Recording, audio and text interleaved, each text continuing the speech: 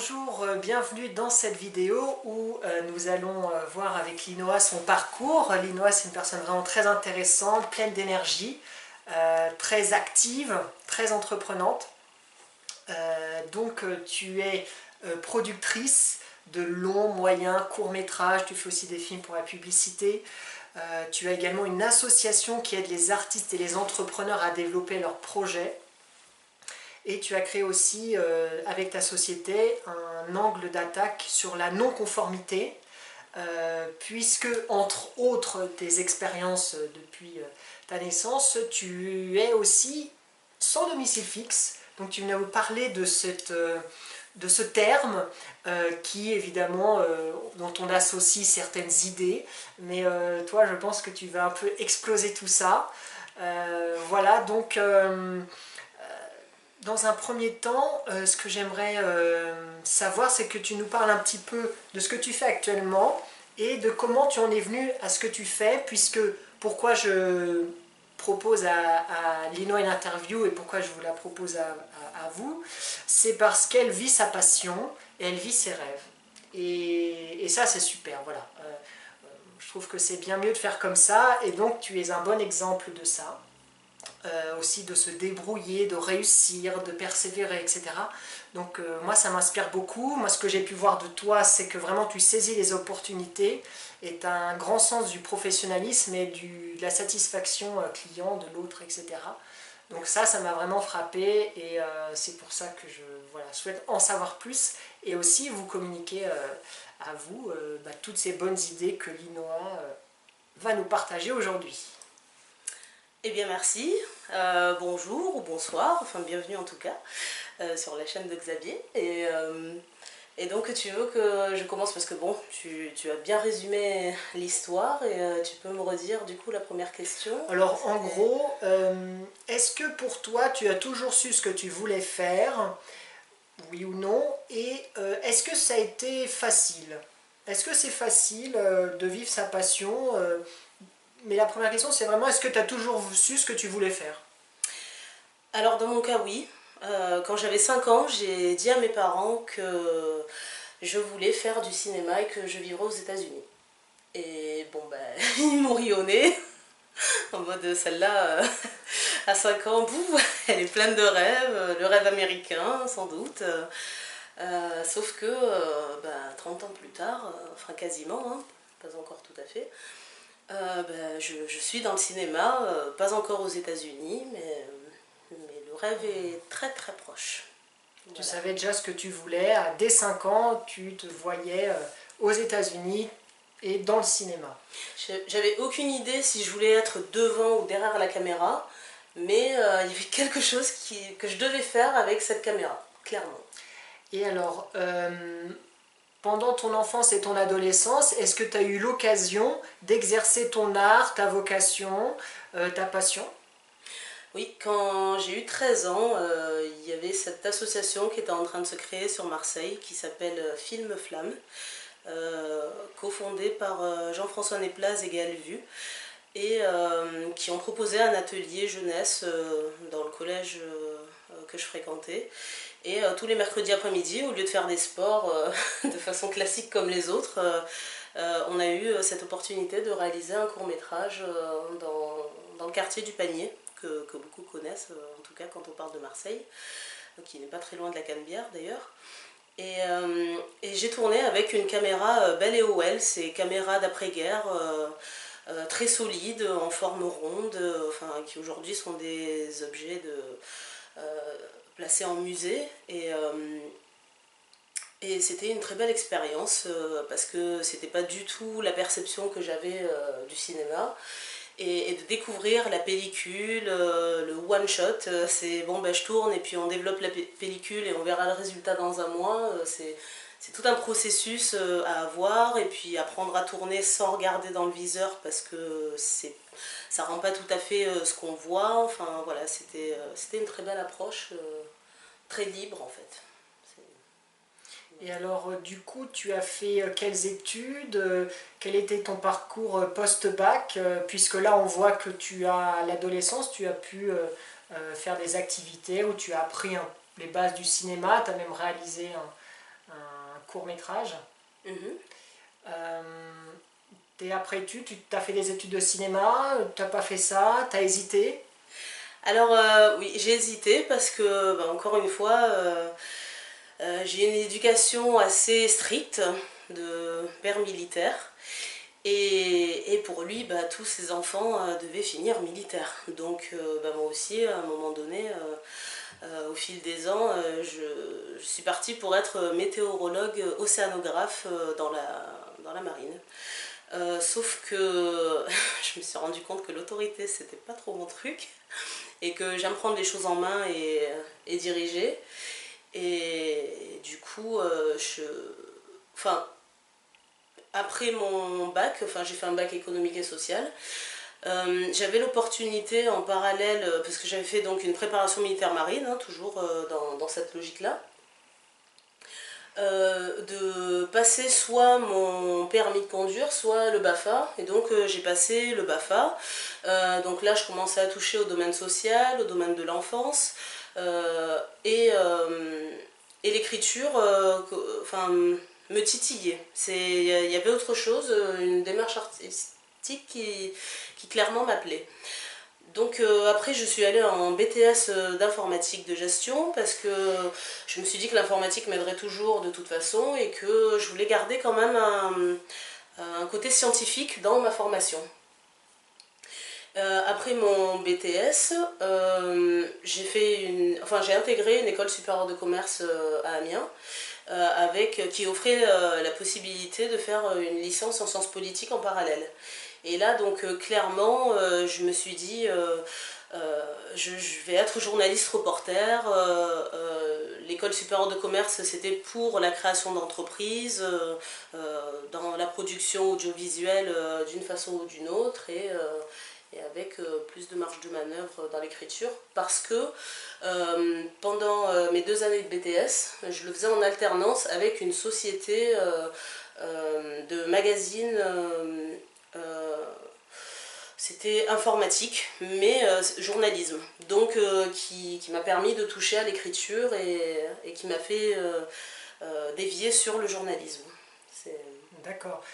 Il me semble que pendant ce cursus à l'école de commerce, tu avais aussi créé une association qui produisait des films, réalisait des films, des courts-métrages. Alors en fait, c'était une association pour étudiants qui s'appelait Sine Qua Non.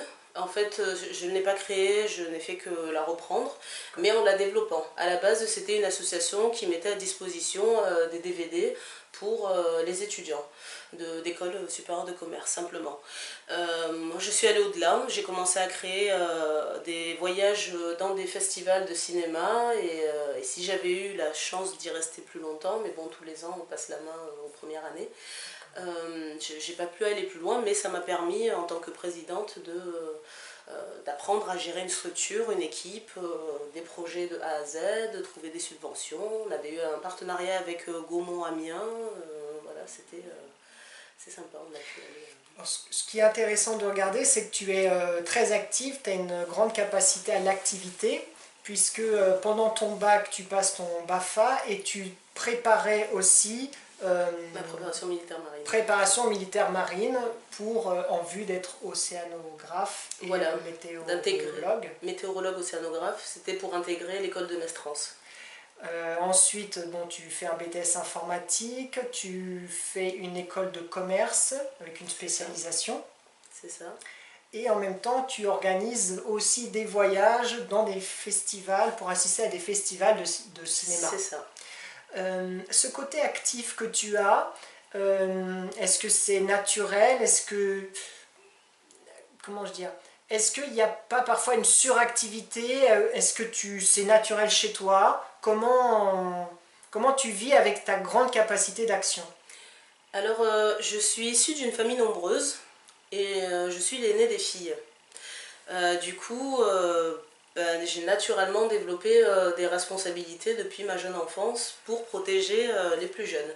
Et je crois que ça m'a toujours suivi. Et aujourd'hui, on a beau me dire fais qu'une chose à la fois, c'est vrai qu'on avance plus vite, mais je ne sais pas le faire. Il me faut au moins 2 choses à faire en même temps, et là je sais que que ça ira Dans bien le pour moi. quotidien, Donc, même dans le quotidien, complètement. vraiment, Complètement. parce qu'on entend, enfin, on entend dire aussi que les femmes font plus facilement plusieurs choses à la fois que les hommes. Est-ce que tu penses que c'est vrai? Complètement.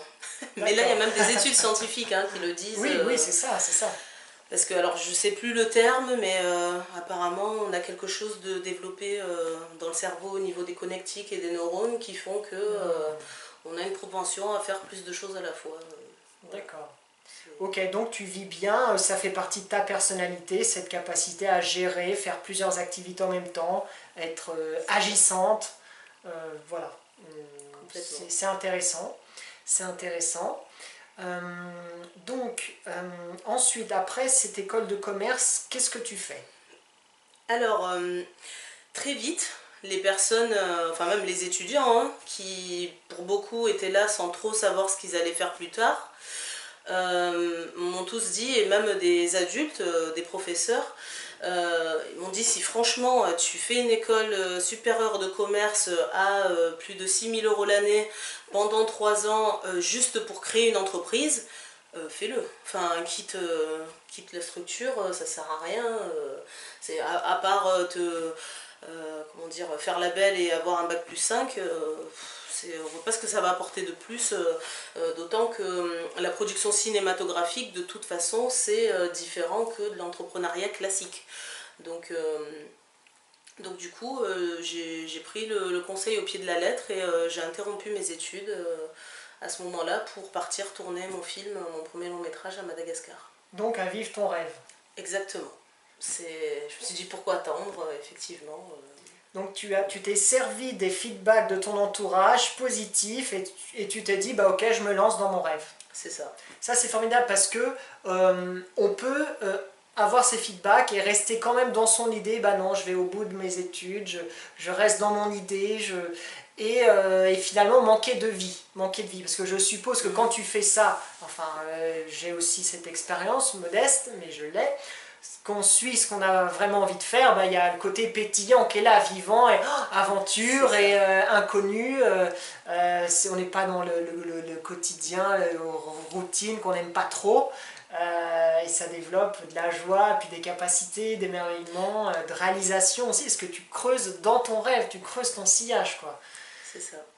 Je te cache pas que l'inconnu, de toute façon, c'est propre à l'être humain. T'es comme ça, hein, tu te dis, mais là, je pars à plus de 1000 km dans un pays que je connais pas. Pendant plus de 6 mois, qu'est-ce qui va m'arriver, comment je vais gérer tout ça. J'étais étudiante, hein, comment dire, j'ai pas de garant, je suis pas une fille de riche. Donc il fallait que je fasse tout moi-même de A à Z pour ce projet. Donc tu trouves un logement, que tu trouves un petit travail pour subvenir à tes besoins. À Madagascar, c'est compliqué parce que comme je suis partie sur une recherche identitaire, de toute façon, j'allais jamais rester au même endroit au même moment. Et puis au niveau des financements, en matière de niveau de vie, je pense que en moyenne, un salaire au mois, c'est l'équivalent de 100 € en France. Ouais. Sauf que transposé au niveau de vie là-bas, ça ferait du 200-300 €. Donc c'est pas énorme non plus. Du coup, j'ai très vite déchanté, niveau travail.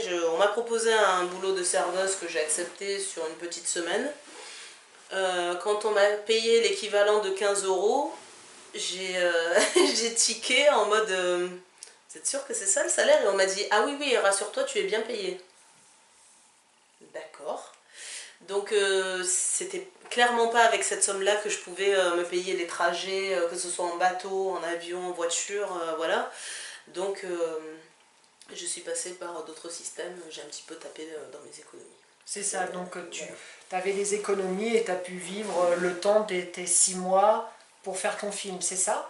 Parce qu'il faut des moyens, je suppose, pour faire un film. Comment tu as trouvé les ressources pour faire ton film et vivre pendant 6 mois dans un autre pays, quitter tes études? Tu étais alors peut-être logé chez tes parents, ce que beaucoup d'étudiants, même pas? Pendant tes études? Ah non, je suis originaire de Marseille, je suis en rupture familiale. Et, Ah. et j'étais à Amiens, donc j'ai pas de famille à Amiens. Donc tu subvenais toi-même à tes besoins Complètement. déjà autour de tes 20, 21, 22 ans, quoi. Dès mes 19 ans en Dès fait. tes 19 ans, ça a C'est commencé tôt. Donc tout tu à as fait. continué à Madagascar à te débrouiller. C'est ça.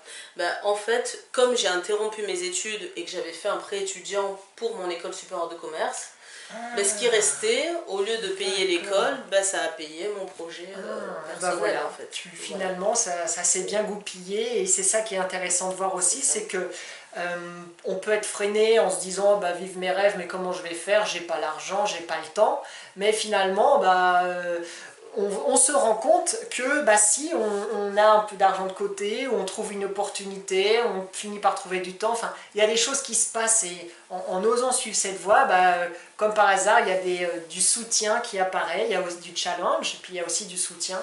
Complètement. Et c'est pour ça, moi, je nous encourage à continuer ou à oser de suivre ses rêves et ce qui nous passionne, parce que ça vaut vraiment le coup. Il y a des difficultés dans les deux cas. Si je fais pas, si j'ai une petite vie qui me satisfait moyennement, j'ai des difficultés de toute façon. Et puis si je choisis mes rêves, j'ai aussi des difficultés, mais j'ai aussi la joie de sentir que j'exerce mes talents, que je fais du bien aux gens, que c'est intéressant, que ça développe l'intelligence, etc. Parce que en fonction de nos talents, notre intelligence, elle se développe aussi. Et puis notre sensibilité, le cœur, il s'ouvre. Enfin, plein de choses s'ouvrent. Donc voilà, c'est super. Donc tu fais ce film et tu reviens en France. Et alors, C'est tu ça. trouves une situation un peu délicate à ton retour, je crois, me semble-t-il. Tout à fait. Nous sommes en pleine crise financière mondiale, crise économique. C'est en 2010 et là donc quand je reviens je découvre la difficulté de se loger parce que ben, je ne suis plus étudiante, je n'ai pas de garant et les compagnies d'assurance pour les propriétaires imposaient pour leurs locataires sous réserve de rembourser les impayés d'avoir un salaire qui soit équivalent à 3 fois le montant du loyer. Et alors là, n'ayant plus d'économie, plus rien, il a fallu que je m'y fasse. Je me suis retrouvée officiellement sans domicile fixe. Voilà. Et ben, j'en ai fait une force. Je me suis pas laissée faire. Et bon, comme j'avais mon BAFA, c'était pratique parce que ça m'a permis d'entamer une saison où j'étais nourrie, logée. Et où j'ai commencé à m'exercer sur les jeunes, à faire des ateliers cinéma en tant qu'animatrice séjour en fait. Pas trop colonie, hein, plutôt classe, voilà. Et aussi avec public en situation de handicap, des autistes, voilà. Je me suis découverte aussi cette capacité de patience, de maturité certainement, voilà. Ça m'a beaucoup plu, enfin, ça a été très très riche d'enseignements. Et parce que les autistes sont très bavards, c'est voilà pour la petite histoire. Donc j'ai beaucoup aimé ces expériences-là, très constructives. Et après, donc il y a eu des moments, forcément, souvent entre septembre et décembre, ben là il y a moins de travail dans le milieu de l'animation, et là je me suis retrouvée sans domicile fixe. Et donc petit à petit, d'ami en ami, ben, je dormais à chaque fois d'une ville à l'autre. Sauf que à un moment donné, quand même, mes amis, je les ai épuisés. Et là, il m'est venu l'idée de créer un blog qui s'appelait L'art d'être SDF sans dormir dehors. Et ce titre n'a pas été choisi au hasard, évidemment. Je savais hein, qu'il allait choquer, Interpellé. interpeller complètement. Je suis vraiment plus sur l'état d'esprit choqué parce que D'accord. le fait d'utiliser une oxymore en marketing, deux idées qui s'opposent, l'art d'être et SDF sans dormir dehors, ensemble, ça donne un titre quoi qui dans le cerveau, comment dire, oui, Bug. voilà, fait Quoi? bugger Quoi? carrément. Quoi? C'est l'art de, ouais, d'accord. Donc et quand après on voyait, donc à l'époque c'était les blogs et la vidéo n'était pas encore aussi développée qu'aujourd'hui. Dans tous mes récits, il y avait une certaine cohérence et je racontais un petit peu mes parcours de vie, une espèce d'expérience sociale. Les gens se sont pris d'amitié pour moi et je me suis retrouvée comme ça à avoir plein de gens qui m'ont proposé de m'interviewer, de m'héberger, avec qui je suis devenue amie, avec qui j'ai aussi collaboré. Enfin voilà, j'ai fait des rencontres incroyables, vraiment. C'est incroyable. C'était assez hallucinant, et même parmi tous ceux qui m'ont invité chez eux, il y en a chez qui j'ai même pas pu aller parce que j'avais même plus le temps en fait. C'est Tu refusais des logements. Voilà, c'est alors que je suis sans domicile fixe. Tu sélectionnais. Enfin, même pas que je sélectionnais, mais disons que comme j'ai toujours eu un lien social au niveau du travail, j'ai toujours travaillé, ben, j'allais dans les villes où j'allais travailler quand j'avais pas de logement. C'était pratique, un choix pratique. Voilà. C'est super, donc bon, déjà tu as la force de caractère de ne pas t'effondrer, j'ai pas de logement, tu te dis je vais m'en sortir, donc tu as cet état d'esprit. C'est ça. Bon. Et, enfin, même si clairement ça n'a pas été facile tous les jours, hein. Ouais, je veux dire, je vais pas faire croire que c'est Alice au pays des merveilles, le truc. Non, bah c'est des choses qui arrivent, mais ce qui ne tue pas rend plus fort, on va dire.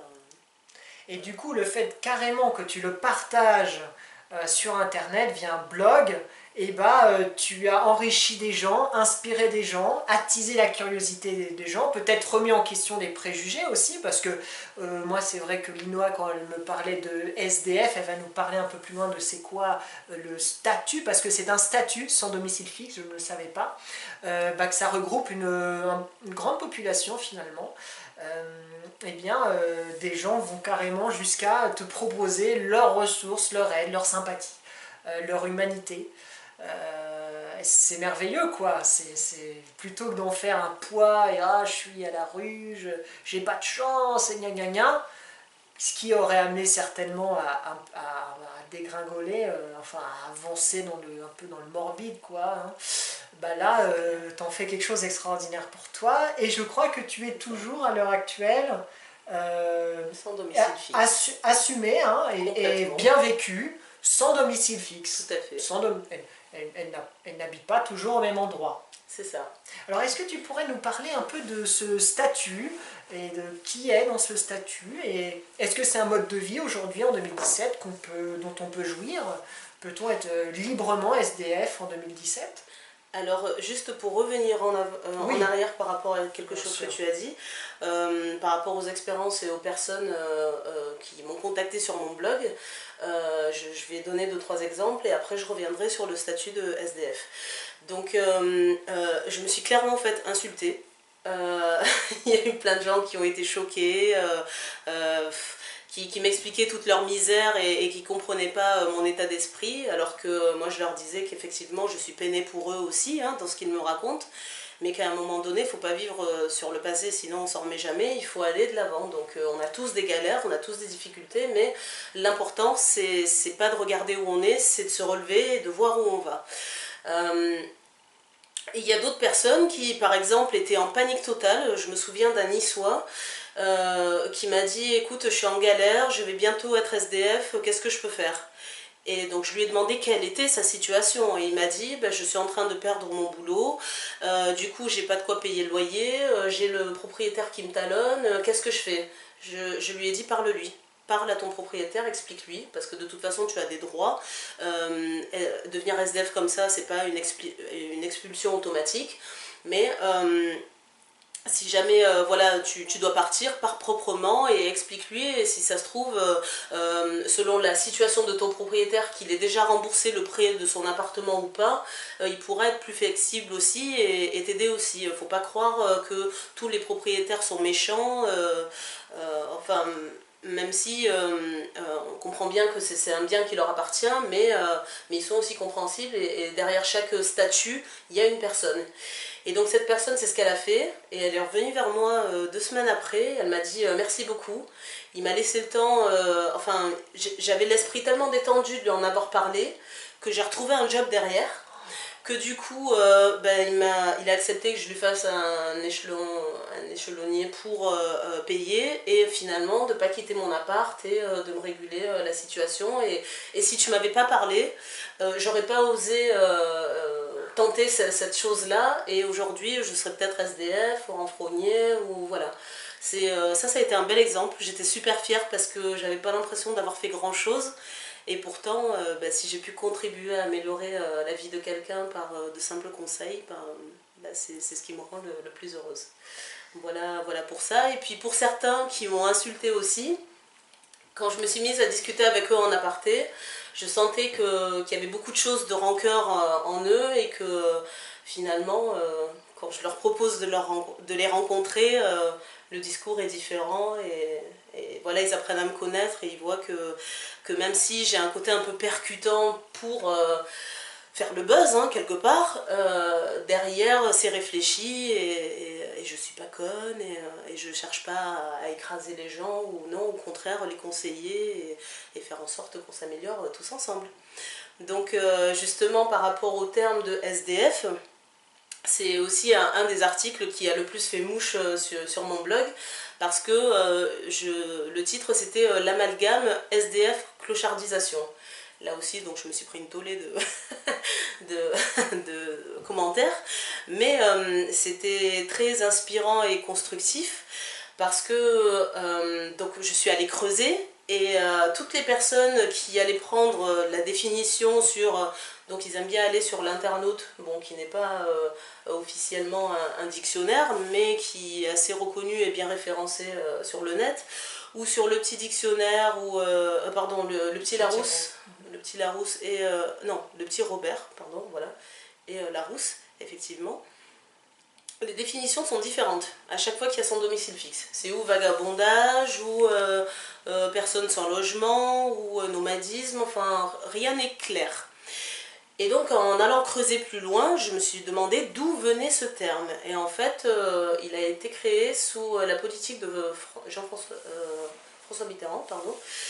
Donc dans les années 80, ou dans les années 70 avant, il y avait donc les bohèmes, les punks, les marginaux, les babacools, les bobos, enfin voilà, c'était vraiment classifié. Et ils ont pris ce terme et ils ont dit on va tout mettre dans sans domicile fixe, en incluant les clochards, les militaires qui voyagent tout le temps, les saisonniers, enfin vraiment toutes les personnes qui en fait qui vivent sur leur bateau aussi. Voilà, dès que ce n'est pas un domicile fixe, on est considéré comme SDF, voilà. Enfin, comme sans terme, domicile fixe. Et limite clochard, du voilà, coup, c'est devenu dans... C'est ça, parce que j'ai l'impression dans l'inconscient collectif, SDF est égal à personne alcoolisée, pas lavée, pas lucide, etc. Tout à fait. Et là, tu nous apprends que, bah non, déjà le SDF veut dire sans domicile fixe, ce qui n'est pas une honte, ce qui n'est pas sujet à rejet ou crainte, et que bah, finalement, il y a une partie non négligeable de la population qui vit tout simplement un mode de vie. Comme ça. Est-ce que c'est nomade, un petit peu nomade, peut-être plus nomade, ça dépend peut-être des situations. Tout à fait. Donc on pourrait qualifier de nomade quelque chose qui est naturel, qui a toujours existé, qui existe toujours en 2017. Et donc on peut avoir un statut officiel d'SDF. Tout à fait. Alors ce qui est illégal en France, c'est le vagabondage, c'est-à-dire d'être à la rue sans papier, sans pouvoir être identifié en cas de décès ou d'accident grave. Par contre, le statut d'SDF est complètement reconnu et intégré. C'est-à-dire qu'on a des droits. On a le droit d'avoir une adresse officielle en tant que sans domicile fixe. On a le droit au RSA. On a droit à des aides aussi, je crois que c'est la banque alimentaire pour recevoir de la nourriture gratuite, puisqu'il y a une loi qui est passée en juillet 2016 où tous les industriels n'ont plus le droit de jeter leurs invendus, ils sont obligés de les remettre à la banque alimentaire. Enfin, c'est clair, parce que... il y avait du gâchis. C'est clair. Il y en a toujours, mais du coup, officieusement, mais officiellement, ils n'ont plus le droit. Donc là, voilà, c'est redistribué par la banque alimentaire. Ils reçoivent la nourriture à leur adresse. Non. Ils vont à des endroits. Voilà, ils vont dans l'association une fois par semaine, et selon leur situation, que ce soit une famille avec ou sans enfants, qu'ils soient seuls ou en couple, un rationnement en fait, en œufs, en café, en pain, enfin tous les produits alimentaires de base pour tenir le coup. Donc toute personne qui est qui a une carte d'identité, je suppose, qui a C'est ça, ce qu'on appelle des papiers, c'est ça. s'il se retrouve pour X raison, Ça peut arriver à tout le monde, hein. On pourrait voilà, se dire ça arrive à personne, aux voisins. a le droit au C'est RSA, ça. a le droit d'être hébergé à une adresse, enfin C'est ça. d'être D'abord domicilié à une adresse. domiciliation, Après tout pour à fait. l'hébergement, c'est une autre histoire. C'est ça. C'est une Parce autre qu'après, il y a histoire. des demandes de logements sociaux, C'est ça. mais il y a tellement de demandes dans les grandes villes Oui. que selon les villes, je sais que du côté de Besançon, Dijon, ça fonctionne très bien et les délais sont de moins de 6 mois à peu près. Par contre, dans les grandes villes, Lyon, Paris, Marseille, là on est sur plutôt les années. Ce qui est super, c'est que en fait, en partageant ton expérience, en donnant de l'espoir, tu as directement impacté des gens qui vivaient des situations difficiles et qui ont pu voir leur situation faciliter, se résoudre, se résorber. Et ça, c'est une des clés de l'épanouissement, du succès, de la joie, je dirais, de se sentir humain. C'est d'apporter ce qu'on a d'unique et son expérience. Et on entend un peu dans les milieux de l'entrepreneuriat dire que nous avons en chacun de nous un livre. C'est-à-dire que nous avons en chacun de nous une expérience et que cette expérience est enrichissante pour les autres. Et c'est ça qui peut être un point de départ d'une vie où on va faire ce qu'on aime, où on va contribuer, on va se sentir vivant parce que nous allons témoigner envers les autres de notre expérience, des perles de notre expérience, de ce qu'on a appris, de ce qu'on a rencontré, et ça va aider d'autres personnes, immanquablement. Donc voilà, la voie existe, nous avons une expérience tous de toute façon, et nous avons... Il est vrai que quand on donne, on est heureux en général, on aime donner. Il y a quelque chose qui s'ouvre dans le cœur, on donne, et puis on reçoit tellement, qui est juste. On reçoit tellement sans parler d'ego, hein, mais en expérience, en enrichissement personnel, mental, en expérience que de toute façon c'est que du positif. Enfin, que les expériences soient bonnes ou mauvaises, c'est juste génialissime quoi. Ouais. C'est gratifiant, c'est chouette. Ouais. Carrément. Alors, quelles ont été les plus grandes difficultés que tu as rencontrées jusqu'à aujourd'hui, dans ce que tu veux bien nous partager évidemment, et quelles ont été les leçons, les perles de sagesse que tu as retirées de ces difficultés? Alors, la veille de mes examens de BTS d'informatique, je rentre chez moi et mon lit a disparu.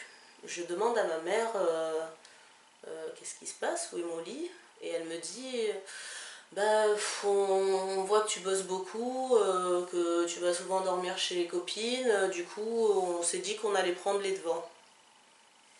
J'aurais dit vous savez que demain j'ai mon premier examen. Elle me répond oui. Je dis vous savez que dans 3 mois j'ai prévu de m'installer 1 an à Londres pour améliorer mon anglais. Oui. Je lui dis vous ne pouviez pas attendre. Et là elle a baissé les yeux et devant elle j'ai appelé un ami et je lui ai demandé s'il pouvait venir avec sa voiture pour que je prenne quelques affaires et que je parte. Et sur le pas de la porte, ma mère m'appelle. Donc j'ai un dernier élan d'espoir et là elle me dit t'as oublié de me rendre les clés. À 19 ans, ça fait bizarre. Pour les examens, j'ai rendu copie blanche. Là, c'est vraiment, ça m'a fait un vide, un long vide. Et je me suis vraiment demandé pourquoi est-ce qu'il m'arrivait ça, alors que j'avais de bons rapports avec ma famille. J'ai toujours, j'ai pas été une élève exemplaire, mais j'avais jamais redoublé, j'ai toujours suivi mon parcours. Enfin, je veux dire, j'ai pas eu une enfance particulièrement difficile ou enfin voilà, rien de notable qui méritait une telle réaction en fait. Et quand même, bah, c'est ce qui s'est passé. Donc là, ça a été la première grosse claque parce que bah, c'est vrai que mine de rien, on est dans un cocon familial et que d'un coup se retrouver comme ça ben, sans garde-fou, c'est là où on se dit, bon, il va falloir que je fasse les bons choix pour pas chuter, parce que là, selon qui se trouve sur mon chemin, ben, je peux chuter, comme décoller, comme me stabiliser, comme voilà. Et là, je sais pas, j'ai toujours eu ma petite étoile qui m'a amené où il fallait, et puis comme je suis quelqu'un assez fidèle sur mes valeurs et sur mes amis, je sais qu'ils ont toujours été là pour moi dans ces moments-là, enfin pour les bons comme les mauvais moments. Et au fil des rencontres, enfin le fait aussi de continuer ma filière estudiantine, ça m'a permis aussi comment dire, de maintenir un cadre de vie assez similaire malgré le choc que je venais de vivre. C'est-à-dire que j'avais quand même accès à un logement étudiant, j'étais toujours entourée d'étudiants aussi, enfin voilà, j'avais le temps de me remettre de ça. Même si, bon, entre-temps, je suis partie à Londres, donc ça a été le gros décrochage aussi, mais... Mais voilà, ça m'a permis de me préparer et de pas... Parce que si je pense que j'avais arrêté mes études à ce moment-là, les choses auraient été plus compliquées, je pense. Mais là, voilà, j'ai eu le temps de m'adapter à ma nouvelle vie, de m'émanciper quelque part, et voilà. Et aujourd'hui, en dépit de cette histoire, ça a été ma grande leçon, et puis ça m'a pris du temps. Hein. Entre mes 19 ans et mes 25 ans, quand je suis allée tourner mon film à Madagascar, je ne voulais même pas entendre parler de ma famille. C'était voilà, c'était normal, j'avais besoin de le vivre comme ça. Et quand je suis revenue, j'ai appris à leur pardonner et aujourd'hui, je leur en veux pas du tout. Enfin, je pense que je comprends leurs gestes et peu importe leur choix, ils m'ont quand même élevé de 0 à 19 ans et ça c'est quelque chose que j'oublierai jamais et voilà. Donc c'est ce qu'il faut retenir. Et en matière d'autres expériences difficiles, je crois que ça a été Madagascar aussi, parce que bah, de me retrouver là vraiment loin, avec d'autres repères et un autre mode de vie, sur un gros projet en plus, enfin un projet cinématographique, long métrage, me suis demandé ce que j'avais sur les épaules, quoi, et si j'allais y arriver, parce que voilà, ma rupture familiale est née comme ça, hein, sur cette histoire. Et du coup, j'avais aucun lien avec ma famille maternelle. Et contrairement à ma famille paternelle qui est italienne, donc j'étais déjà allée rencontrer ma famille, mais ça n'avait pas été le cas du côté de ma mère, parce qu'ils étaient trop loin, parce qu'on était famille nombreuse, parce que mes parents n'avaient pas les moyens voilà, de nous payer tous le voyage. C'était ou tout le monde ou personne, et du coup, ça a été toujours personne. Et là, d'y aller, de découvrir tout ça alors qu'il n'existe pas de mode d'archivage, ah, j'ai ramé, mais alors pendant 3 mois, juste pour arriver à destination et peut-être trouver ma famille. À la fin, j'étais désespérée, mais vraiment en mode bon, ben c'est ça, et puis j'y crois plus vraiment, et de toute façon, je vais partir. Je suis passée dans une radio locale où j'ai passé une annonce, et là, 2 heures après, il y a quelqu'un qui a passé un coup de fil en disant je l'ai entendu, ben, je connais sa tante, la voisine de machin, qui voilà. Et c'est comme ça que j'ai retrouvé les membres de ma famille en fait. Le truc, enfin, quand j'y repense encore aujourd'hui, pour moi c'est de l'ordre de l'extraordinaire, quoi. Enfin, aujourd'hui c'est tellement impensable quand on a grandi dans un pays occidental de passer par des systèmes aussi primaires que c'était enfin, un sacré bouleversement en expérience, en tout cas. Mais très formateur et très constructeur. Ça m'a encore ouvert l'esprit 100 fois plus, quoi. Et croire à l'impossible, vraiment. Voilà. Croire à l'impossible. C'était carrément. C'était, je crois que c'était mes 2 plus grosses expériences marquantes. Enfin, j'en ai eu d'autres aussi, mais moins quand même symboliquement, je pense. Enfin, de toute façon, il n'y a pas de secret, c'est toujours relié à la famille, enfin, aux valeurs les plus ancrées en soi, hein, certainement. Donc, par rapport à la première difficulté que tu as eue, la veille dans ton BTS, finalement on te met dehors, dit un peu brutement. brutalement. Et Oui, parce que tu obtiens quand même ton BTS. quand je reviens de Londres, Ah en fait, d'accord, revenant de Londres, tu le repasses. je le repasse en candidate libre, j'ai que quelques matières à repasser, parce D'accord. que bon, j'ai pas rendu copie blanche partout, il fallait quand même y Oui, aller, quoi. oui. Voilà, mais... Tu avais un acquis d'études, tu as voilà. une éducation qui a quand même, qui t'a permis quand même de faire des études, des loisirs, développer tes talents. Et donc grâce à cet acquis notamment, tu as pu continuer sur une voie d'études. Et tu avais des amis, tu étais bien entouré, donc finalement, comme tu avais le cœur ouvert, une humanité, des bonnes relations, bah, ces relations te l'ont rendu. Exactement. Et ça, c'est une des clés, je dirais, pour s'en sortir. Ça fait un peu le mode survie, mais c'est vrai que, voilà, s'en sortir dans la vie, Oui. on entend, hein, mais c'est vrai que si on a des bonnes relations, si on est aimant, bienveillant, on essaie de donner ce qu'on peut, ce qu'on a, on a le retour. On a le retour. On a aidé quelqu'un un jour, un autre jour, quelqu'un nous aidera. Et puis je pense que même quand on a aidé personne, la vie nous aide quand même. Et là, tu as une bonne étoile, la vie t'a guidé, tu maîtrisais pas tout, mais tu as été guidé, tout à fait. bien guidé. Bien guidé, tu n'as pas sombré. Est-ce que tu as, quand tu apprends cette nouvelle, tu as dit qu'en fonction des rencontres, tu ne savais pas ce qui pouvait passer. Est-ce que dans ta tête, tu te voyais, tu t'es vu quelquefois, je sais pas, partir dans la drogue ou à tout laisser tomber? Est-ce que tu as eu parfois, ou pas, cet effleurement d'esprit J'ai eu à un moment donné, en fait, comme j'avais été serveuse, enfin j'étais fille au père et serveuse dans la chaîne Nandos, pour ceux qui connaissent. C'est un restaurant anglo-portugais, enfin une gamme voilà, spécialisée dans le poulet, à Londres. Et comme j'avais développé cette compétence de serveuse, je me suis dit, bah, en France, pour compenser, je serai serveuse. Qui dit serveuse, en France, dit milieu de la nuit. Facilement. C'est pour peu qu'on travaille dans un restaurant, à côté il y a une discothèque, voilà. Donc très vite on commençait à me proposer voilà, de finir les soirées, et là très vite j'ai eu des personnes qui m'ont mis le haut là en me disant attention, la coke ça va plus vite que tu ne le penses. Et donc moi tellement naïve je voyais pas, on me disait enfin des fois il y avait des personnes avec qui j'avais bossé et avec qui j'avais de bonnes relations, et puis d'un coup dans la soirée qui se mettaient à me crier dessus et je comprenais pas. Et il y en a qui me disaient clairement non non mais reste pas avec, le prends pas pour toi, elle vient de sniffer.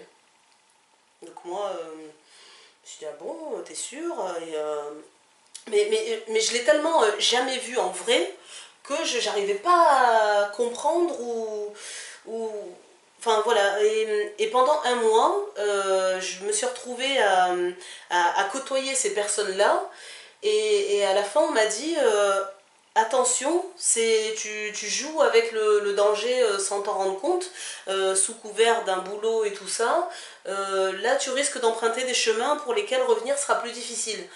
Donc très vite les gens m'ont reprise et m'ont dit écoute j'ai d'autres boulots à te proposer, dans la restauration, même des kebabs, même des snacks, en journée, mais quitte l'univers de la nuit, vraiment. Ouais.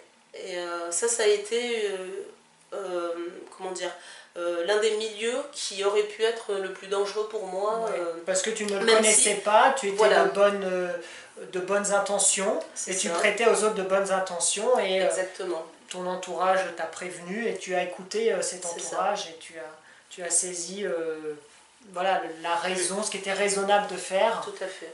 Plutôt que de... Sans chercher à découvrir derrière, parce que justement c'était pas la peine. Ouais. Là. Super, bah merci beaucoup Linoa, on approche la fin. Est-ce que tu pourrais donner un message d'espoir aux auditeurs, à nos spectateurs, sur vivre sa vie, vivre sa passion? Pourquoi ça vaut le coup, Linoa? Ça vaut le coup parce que si on devait mourir demain, est-ce que on serait content de son parcours? Est-ce qu'on se dirait waouh, quand même, j'ai fait des trucs. Même moi, j'ai réussi à m'épater. Si on peut se dire ça, la vie vaut d'être vécue. Peu importe qu'on vive que 10 ans, qu'on vive 20 ans, qu'on vive 30, 90, mais pas avoir de regrets. Et c'est vrai que maintenant, quel que soit le projet que je fais, je regarde ça. Est-ce que plus tard j'en serai fière? Est-ce que là je suis en train de perdre mon temps ou pas? Est-ce que là, pour moi, je vis quelque chose de waouh? Je suis en train d'ouvrir des portes que j'aurais jamais pu toucher. Voilà. Et juste de se dire ça, bah, c'est vrai que c'est facile hein, de trouver un job stable, je veux dire avec les compétences que j'ai, clairement, j'aurais aucun problème. Enfin, et même, je suis souvent contactée sur mon LinkedIn, sur le web pour des jobs, mais je ne réponds pas. Enfin, moi, je veux diriger ma structure et même si je me rate, au moins, j'aurai la satisfaction de me dire je suis allée au bout, j'ai essayé et je sais. C'est-à-dire que même si c'est un échec, je pourrais même enseigner aux autres ce qu'ils ne doivent pas faire pour réussir à leur tour. Excellent. Donc de toute façon, c'est que du bénéfice, quoi. Donc, excellent. Donc faut vivre ses rêves, clairement. Parfois on ne sait pas pourquoi on les fait au début, mais de toute façon plus tard en se retournant, on se rend compte que c'était la meilleure partie du voyage et que c'est pour ça qu'on l'a fait. Excellent. Voilà. Excellent. Alors pour peut-être les artistes qu'il y a de l'autre bout de l'ordinateur, les entrepreneurs, peut-être des sociétés qui aimeraient eh bien, avoir une publicité, un court-métrage, un moyen-métrage, est-ce que tu pourrais nous donner tes coordonnées web afin que les gens puissent te contacter? Tout à fait. Donc je suis très active sur les réseaux sociaux. Donc Lino à l'amour, hein, vous me googlisez, normalement, ne serait-ce que les 3 premières pages, ce sont les miennes. Donc je suis sur Twitter, LinkedIn, Facebook, ma page, mon compte. Il y a aussi ma page no conforme. Donc là pour l'instant il y a écrit 100% filles, j'essaie de l'enlever, j'y arrive pas. Mais c'est bien moi qui est derrière, donc je suis joignable comme ça. Sinon via mon association Art d'être en paix. Le site c'est www.adeep.org tout simplement. Sinon par mail art d'être en paix, donc tout collé, ARTDETRE, deuxième E, npaix@gmail.com. Voilà, là vous aurez directement ma structure, mais je suis derrière aussi. Voilà. Merci Linoa, merci à vous. N'hésitez pas à mettre dans le champ des commentaires vos réactions, vos avis, vos questions, qui seront les bienvenus. On a envie d'échanger avec vous et je vous dis à bientôt et vive le fait de vivre nos rêves. Complètement. Au revoir, bon courage à vous.